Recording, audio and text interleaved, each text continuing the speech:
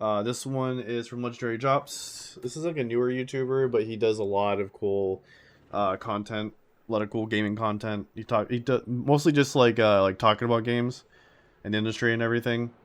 And he's pretty good at pointing out shit that needs to be fixed. So we're gonna go ahead and watch this again. Links will be in the description below if I have this highlighted.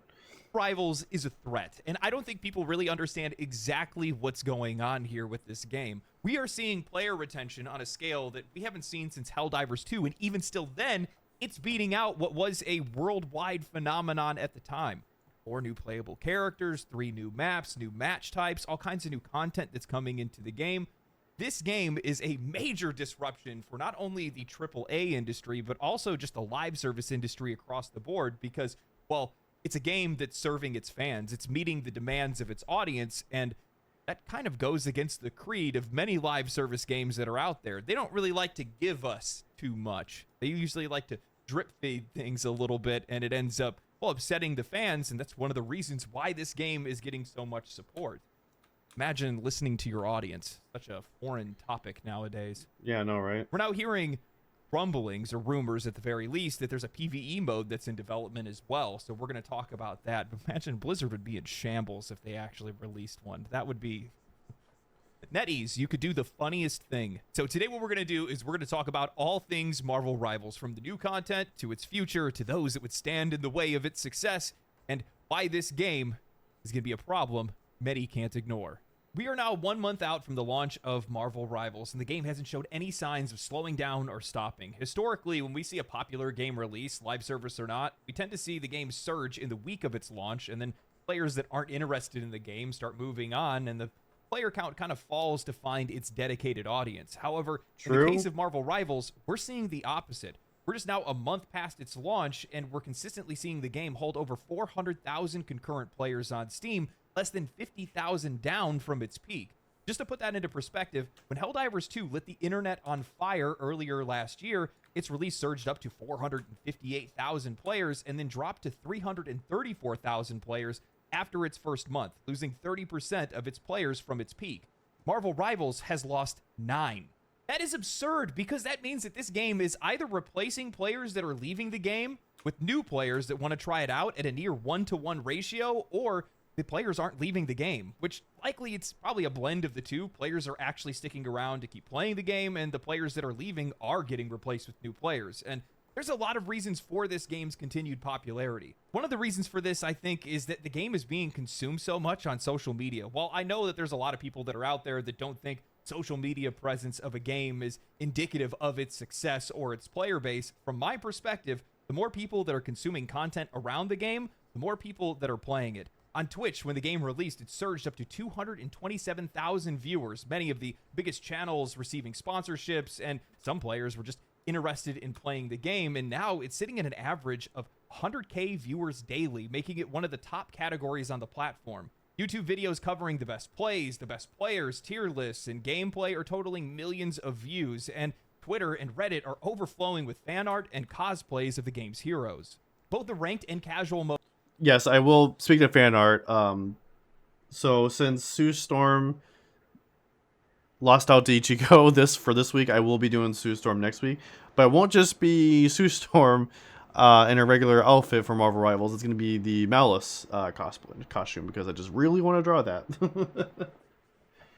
That'll be next week. Modes and Rivals are thriving, which honestly is pretty rare to see. The casual and the week after that, we'll go back in the Dark Cloud. Players, whether they're just here for fun or just don't want the pressure of ranked matches. At the exact same time, the ranked mode is keeping the competitive crowd engaged with plenty of players that are grinding to climb the ladder, participating in tournaments, and all kinds of different things. The game is offering something for everyone, and that's why it's working so well. Now the game is getting its first major update with Season 1, featuring 4 new characters in the Fantastic Four. Susan Storm and Mr. Fantastic are up first, and then in the second half of the season, we're going to see the other 2 characters. We're also getting new maps with the Sanctum Sanctorum and Midtown that are going to drop in the first half, and Central Park in the second half. Plus, there's going to be new game modes and objectives, keeping things fresh for the players. And the whole time that they've been developing all of this new content for the game, the developers have been, well, genuinely listening to player feedback, engaging with their community directly, tackling issues in the game, balancing performance issues with characters like Hawkeye and Hela, and bringing up lesser characters like Cloak and Dagger.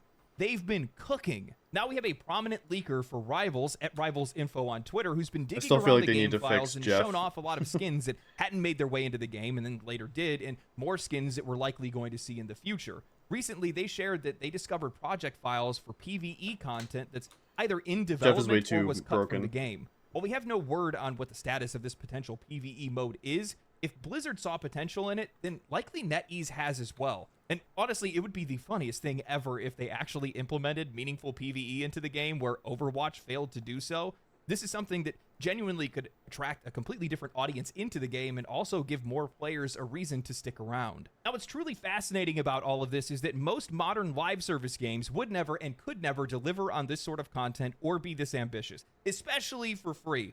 Most live service games, especially shooters, ignore any issues that are in their games. Maybe they will throw in a single-player map or minor changes to existing ones. They'll occasionally drop a new character or weapon. Apex Legends, as an example, just revealed their update at the exact same time as Rivals announced their first season, and all they're offering is cosmetics. Overwatch 2 did the exact same thing. Well, watching a mass exodus from their game, they chose to release recolors of existing skins to try to entice players back to their game. Reading through some of the comments on these announcement videos, you can see an outcry from fans begging them to fix issues within their games, livid that the games that they've invested so much in won't invest in them or even try to fight.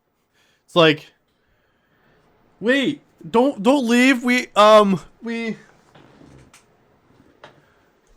Shit. I got it. But do you want Tracer wearing blue?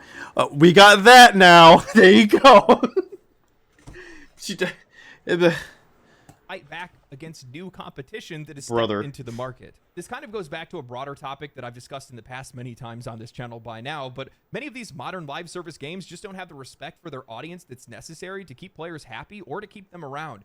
Each update only serves to increase their bottom line by introducing more microtransactions and cosmetics rather than meaningful content or addressing player concerns or just general issues within their games. I mean, look at the state of Call of Duty right now. While Black Ops 6 was received pretty well at launch, it has reportedly lost over half of its players, and it's getting worse by the day. All of this is driven by the fact that players aren't satisfied. They watch as these studios continue to deliver the exact same thing. Nothing changes. There's no advancement. They won't fix issues within their games. They let cheaters run rampant, yet they have no problem releasing cosmetics and new battle passes. This sends the signal to the players that your experience or your enjoyment don't matter.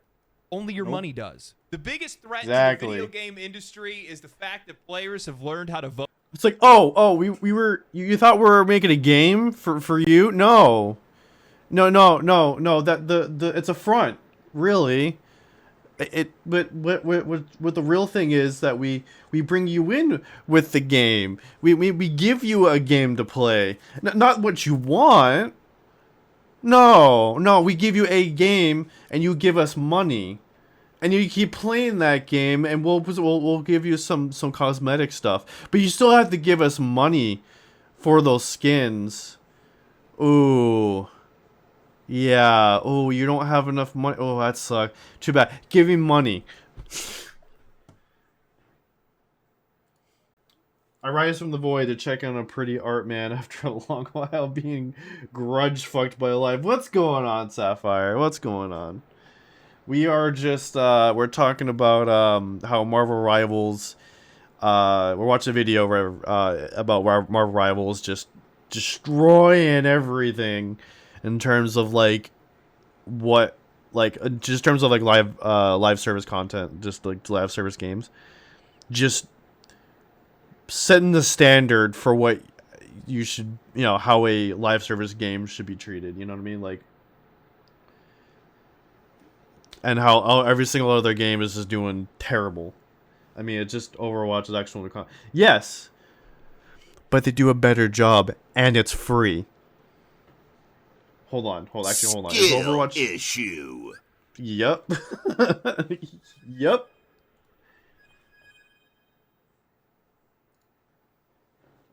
Thank you for the redeem. Let's see. Hold on. Do you have to pay for Overwatch?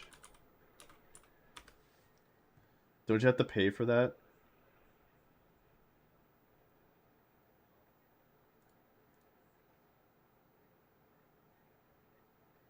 Okay, no, it's free. Okay, but still, okay, I take it back. I thought you had to pay for Overwatch. I take it back. But still, it's doing a way better job. It's literally it is Overwatch, but better.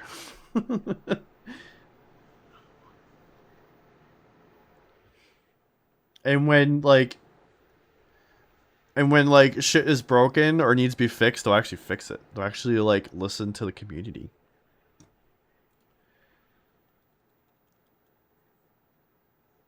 What a crazy concept, right? Yeah, it's free. Thank you.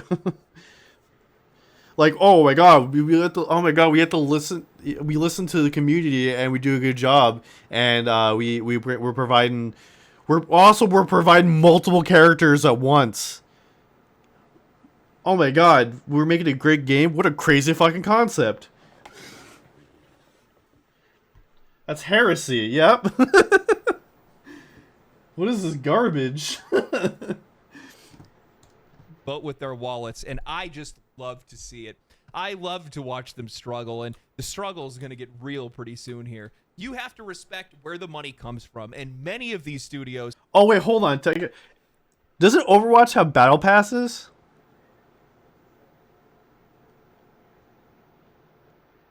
Isn't it kind of required to have a battle pass in Overwatch? If you want to like do anything? I know that. I know Marvel. I know that Marvel Rivals has a battle pass. So I don't play Overwatch. It never grabbed me, so I never played it. You can okay without it. Well, you can play without it. Okay. Because like for Marvel Rivals, the battle pass is just for cosmetics. But you still like level up and shit. There's a different Overwatch with the battle pass? Like you have to get that to level up and shit, or I don't know. Like I said, I don't fucking know. I've never played Overwatch.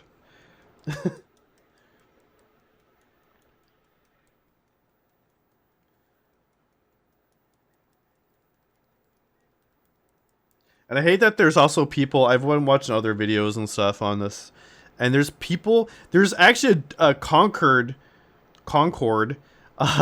community that's complaining about it. Like, first of all, why are you even a thing? The game died. Why are you still around? Second of all, it literally Marvel Rivals is everything it Concord should have been. Literally everything. So I want to hear I don't want to hear anything from you guys. OW was okay. OW2 was an absolute dumpster fire. Yeah, that's what everyone tells me. And then to make it worse is that they got rid of OW. Like the first one, like you can't play it anymore. Have Trash. lost sight of that. And I think it's just because they've got so comfortable sitting in their C-suite offices, sitting back, drinking their, bottle of water with waifu stickers all over it and saying, huh, these idiots, they'll buy anything. They'll still play it. And they're right, because we're impulsive creatures. They'll still play it. But what ends up happening when the game across the street treats us better? You didn't think about that, did you? Anecdotal, I know, but I loved Warzone when it first released. I had so much fun playing it. Oh my god, I gotta look up something real quick. Hold on. Hey, now you leave my waifu cup out. Yeah, right. You leave my waifu out of this. Oh no, shut up, your sword. You leave my waifu out of this. Put that away, lady. I gotta look up something real quick, because this is literally... Oh my god, this reminds me of a character that I miss. I don't see anymore. Not from a show, but... Hold on.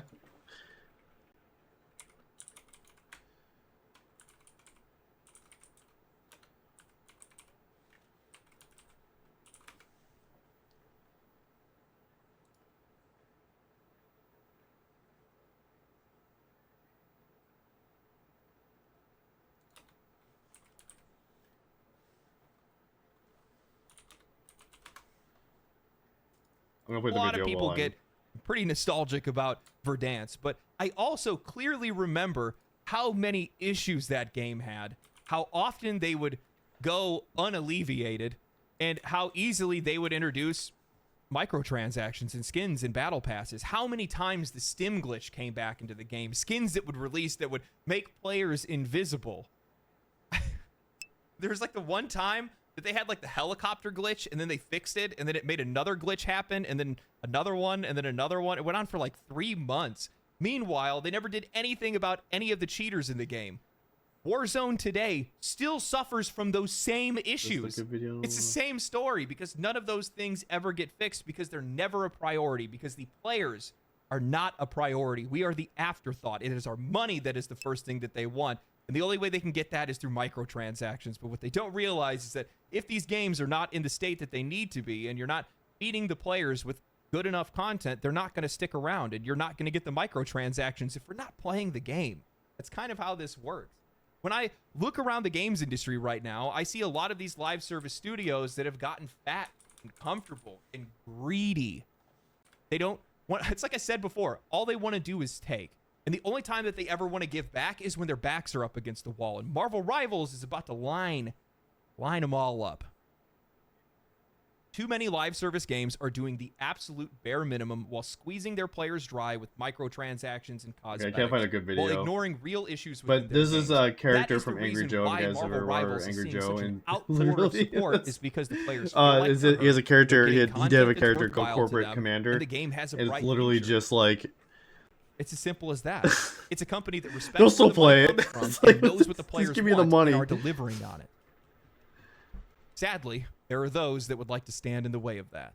In an article written by Jade King titled "Marvel Rivals Has Too Many Heroes for Its Own Good," they go on to detail a litany of issues that they have with the game, and Sapphire take notes from Overwatch. Sapphire remembers Corporate Jade writes, Commander. Marvel Rivals arrived with one hell of an impact, but as the dust clears, some obvious flaws are That's what now Corporate plain Commander's to see. doing now. He's trying to is one major get money from all these live service games. Already making effective team play an impossibility when playing with strangers. Unless you want to switch to Vanguard or Strategist of your own accord to salvage an ailing match, you'll end up losing. This is a problem with Overwatch 2, but role queue has made it much easier for you to form teams you know have a decent chance of winning if you work together. No Limits asks you to throw this aside for some chaotic fun where emerging victorious doesn't matter, but in Marvel Rivals, that is the only way to play. So it's impossible not to criticize. Right now, I spend games playing support out of obligation, preventing me from trying out other heroes. The lack of role queue isn't a flaw, it's the game's strength.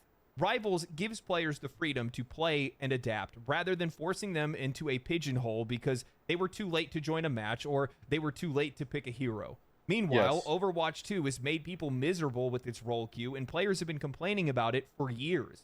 This reeks of somebody that's trying to drag Marvel Rivals down to Overwatch's level of mediocrity. If they can't see that freedom is exactly what makes this game great, then they're complaining just for the sake of it. From my perspective, not every game has to be specifically tuned so that you can roleplay as an esports player in your 30s. I've seen many people posing the question as to why Marvel Rivals is succeeding right now, and Tim Sweeney put it perfectly: fun.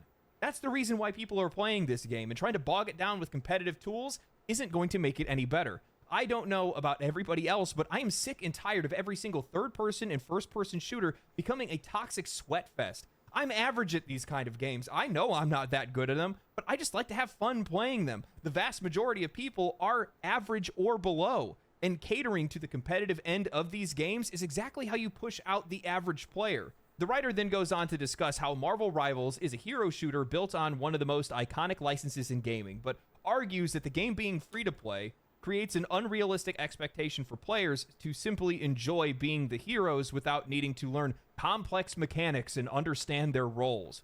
They complain that the game's focus on mechanical skills disrupts the power fantasy that would be enjoyed by single-player games like Spider-Man or Batman, where the challenge is just personal gratification. The conclusion that the writer comes to is that even during its beta period, the roster was stacked with a staggering number of playable heroes and villains to choose from. In the lead up to its launch, more additions were confirmed for the roster, making it hard to determine who I would main and if I would even have enough time to learn the ins and outs before their release. Turns out that I didn't.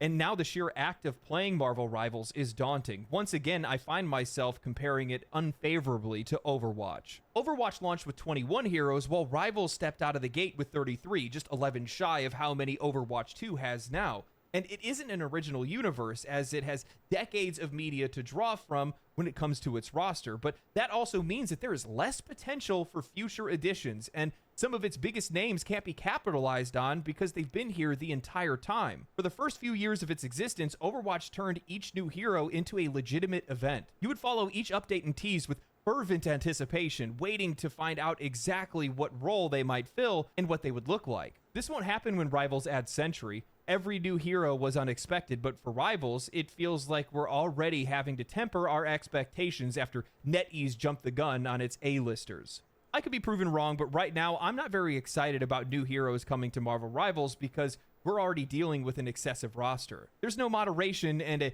desire to give players a temporary power fantasy instead of easing them into things. This will only hurt the game in the long run, and feeling that way right now isn't a good sign. The roster is daunting, isn't it? Having a large roster might seem overwhelming, but the game's mechanics at a character level really aren't all that complicated. How you doing, Kits Heather? are designed to be easy to understand, so even if you're a new player, you can quickly grasp what each hero does. It's not about learning complex mechanics, it's about learning to get the feel for each character's abilities and figure out how to use those abilities strategically. This accessibility is what's allowing 20+ million players to play the game right now, jump in and enjoy it right off the bat, despite having a large roster. I'm sitting here wondering whether or not this writer lives under a rock. This game's accessibility isn't hindered by its vast roster, it's enhanced by it. Marvel has thousands of heroes spanning different universes, eras, and realities. Of course, this game is going to feature some of the most iconic heroes to draw players in right out of the gate. That's exactly what people want. Why is it always Dingus? I don't know. Do you have any other Everyone clips? recognizes Spider-Man's web slinging, Storm's weather powers, Wolverine's claws, or Iron Man's lasers. The familiarity with these characters is what makes this game so approachable for both fans that are casual players or hardcore players. This isn't League of Legends where you have to sit back and figure out all these different intricate mechanics and how each one of these characters work from scratch. With Marvel Rivals, we already have a solid foundation as to what these heroes can do, thanks to decades of media exposure. The diversity and depth of the roster is actually a huge part of the reason why players are flocking to this game in the first place, and pushing back against that would make this game not what it is. People have their favorite heroes, and the promise of even more of them is what keeps them excited. The idea that Marvel Rivals is going to somehow run out of recognizable or meaningful characters is just, I'm gonna say, it's fucking stupid. As an X-Men fan, I am offended by this. I'm losing my mind thinking about the potential. That is stupid. How's it going? It's going really good. How's it going with you? How's your night going? But that is really stupid. It's going to run out of character. Do you know how many characters there are in Marvel? Are you kidding me? Brother. There's more characters than they can fit in this fucking game. That's how many characters there are. They're not going to run out. This guy's in... Not the YouTuber, but the guy who wrote the article. Guys, the article's an idiot. Like, come on. For more X-Men characters to hit the roster. I mean, find that offensive. They can pump mutants into this game for years and still have more to come up with. Bishop, Deadpool, Rogue, Gambit, Cyclops, Nightcrawler, Jean Grey. Hell, we can finally have a character in a wheelchair that actually makes sense. You brought me here, Magneto. The next move is yours. I think that the one thing that many writers and critics are getting wrong about this game, or at least the thing that I think that they're losing sight of, is that the vast majority of players that are coming to play this game are either fans of Marvel or they're just here for the fun and spectacle. That's why this game is so successful, and that's exactly what kind of game these developers set out to make. That's why they're delivering on players' needs. That's why players love this game so much. It's been a long time since I've seen a studio so dialed into what players want, and especially what they want out of the Marvel IP. I think people need to keep in mind that the Marvel IP has been used and abused so many times, and the reason why people are so excited about this game is because we finally have something that's using the Marvel IP that's actually good for once. I mean, the first skins that they produced for the two newest characters is Susan Storm as Malice and Reed Richards as the Maker. While the Fantastic Four have always been known characters, their evil alter egos are some of the most dark and obscure depictions in Marvel. I mean, the maker lobotomized Tony Stark for an Infinity Stone. These developers are so dialed into this game in a way that so very few studios are today, especially when it's not even their own IP. And it's only going to grow this game's audience from here. Rivals is giving players exactly what they want. Thick thighs, the freedom to enjoy the chaos, the power fantasy, and the excitement of Marvel's vast universe of characters. The thick thighs. This isn't about appeasing competitive gatekeepers. It's about creating a game that everyone can feel like they can have a blast playing. So maybe instead of whining about too many heroes, the writer should realize that this is the kind of game that's keeping Overwatch awake at night, because Marvel Rivals is everything that Overwatch isn't. The idea that Rivals is somehow going to run out of gas just blows my mind. How do you have such little brand awareness and you call yourself an industry expert? I could make an entire 7-hour live stream discussing all the different heroes that they could potentially have in Marvel Rivals in the future. I actually should probably do that sometime. You guys should follow me on Twitch if you guys haven't. Catch me live. Maybe we'll talk about that one day. That'd actually be a really fun stream. There are so many characters in alternate universes and all kinds of different things that are out there with different moves and skill sets that they could be able to use in Marvel Rivals. I mean, you have Earth 1602. You could bring in all the 1602 characters, like the characters that are like from the 1600s. Really cool additions, and their powers work a little bit differently and things like that. You could do Marvel Zombies and bring in some of these zombified characters. Yeah, it's like they skins also act cool. quite a bit different and would play. Oh, I'm sorry. If I'm that going would to be go really a little cool. sick, Age so I'm of watching Apocalypse, Disneyland food reviews that on brings YouTube. back some like There you go. ancient Nice. mutants and stuff. There's so many different ways that you could go around this and find so many different characters that are out there. I mean, if I was to show my power level, we could start talking about Omega level mutants. And in that case, they only have 2 out of the 16 known Omega level mutants in Marvel Rivals at this moment. If they add Legion, I might never play another video game. Incredible TV show, by the way. If you guys never watched Legion on FX, I would totally go watch it. It's such a joy to watch. They did such a good job with that TV show. But yeah, I didn't that's the thing. really That's what care makes too this much game for so it. exciting and fun. It's because we don't know what characters are going to come, but we do know what those characters are likely going to play like, because we have such a history with this brand, with this franchise. And especially the people that are, whether you're a huge fan of Marvel or whether you're somebody that has just, you know, passively taken it in, you watch a couple movies, maybe you just really like the MCU and stuff like that, you're still going to be able to recognize the vast majority of these characters and know exactly what they're going to do. It's not like you're going to be like, Iceman, I wonder if he shoots fire. Quicksilver, I wonder what his power is. Most of the characters are self-explanatory, which makes the barrier to entry for this game damn near non-existent. It makes it so easy to get into, and everybody has their favorite characters, so you get to sit back and wait and hope to see if your favorite one comes in, or maybe if your favorite character's already in the game, you're just waiting to see, maybe I'll start learning about some of these other ones, and then you start maybe reading some of the older comics and stuff like that. That's what makes this so cool. I mean, for me specifically,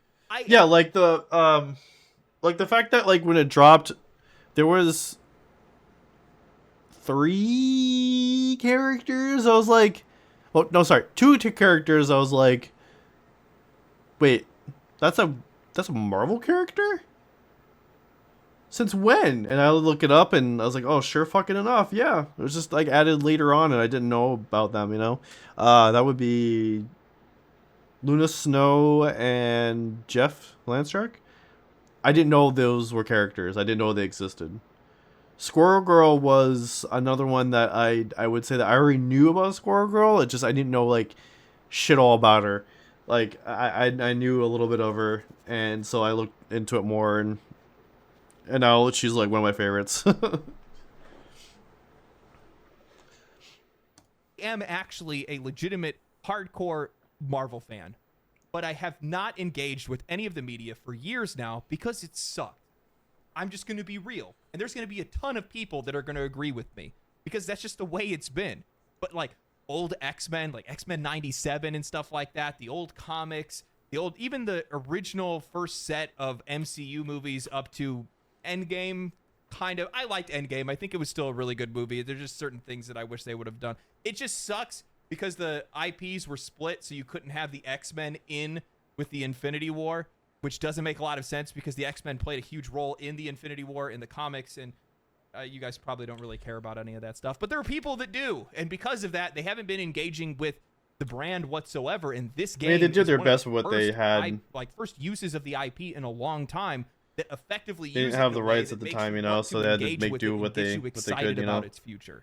And that's why people are loving this game. So trying to criticize the game for having too many characters, you're out of your mind. That's like saying that people wouldn't have liked Marvel versus Capcom. Did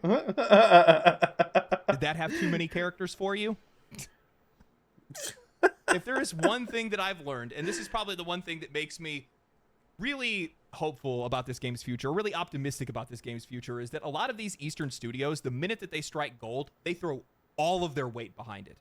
They don't try to, scam the players and try to drag them along. They just throw everything they can at them the minute that they get their hands on it, and it's why players keep playing their games. Look at Black Myth Wukong. The game comes out, it gets incredibly successful. They start patching it, fixing some issues in the game, but then they start adding in a boss rush mode. Did you pay for that? No. They added another character for you to be able to play as in a certain area or something like that. I haven't gotten around to do that. I think it's like the Tiger Guy or something like that. But they didn't have to do that. They just do it because they appreciate the fans, and they want to show those fans that they appreciate them supporting them. And that's how these games continue to be successful. I think Stellar Blade's another really good example of that as well, Yes. right? They did a lot of collabs and skins and stuff like that they threw into the game, and I know that's something that those players definitely appreciate. And just like how I appreciate Sue Storm as Malice. Good Lord. I'm not really somebody that likes to buy microtransactions, but when it comes to this game, they are doing a damn good job at putting me in harm's way, or at least my wallets for that course. Speaking of harm's way, a few of you guys know this, but I actually that live and in the Zenless, Los honestly. Angeles area, so I might end up being evacuated or on fire. Up until like Zenless came out, I wasn't really like the type of person that would be the like I wasn't gonna try and get in the gacha games. I wasn't trying to get into spending money like that. Well, actually, technically, it was Genshin that kind of got me away from that, and then Zenless really did it.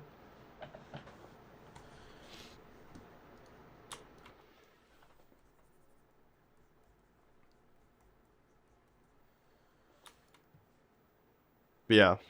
This might, depending on how things go, who knows? This is really one of the only ways for me to say anything to anybody. If something happens for whatever reason, I'll be uploading in a while. Let's just hope that it doesn't, because I really just don't want to have to deal with that. I'm lazy, man. I don't want to leave. Like, if it's a fire, like maybe like 2 houses down, I'll think about leaving. Anyway, hope you guys enjoyed the video. Stay cool, stay righteous, stay safe. I'm gonna move out of California. That's all I got for today. Follow me on Twitch. Catch me live. Follow the Twitter, like the video, all that stuff. See you guys later. Peace. Good video. Like I said, if you're watching us on YouTube, the link to this video will be available, and I will post that in the chat as well for you guys. Marvel Rivals is definitely the standard now for sure, and other games need to get with the program for sure.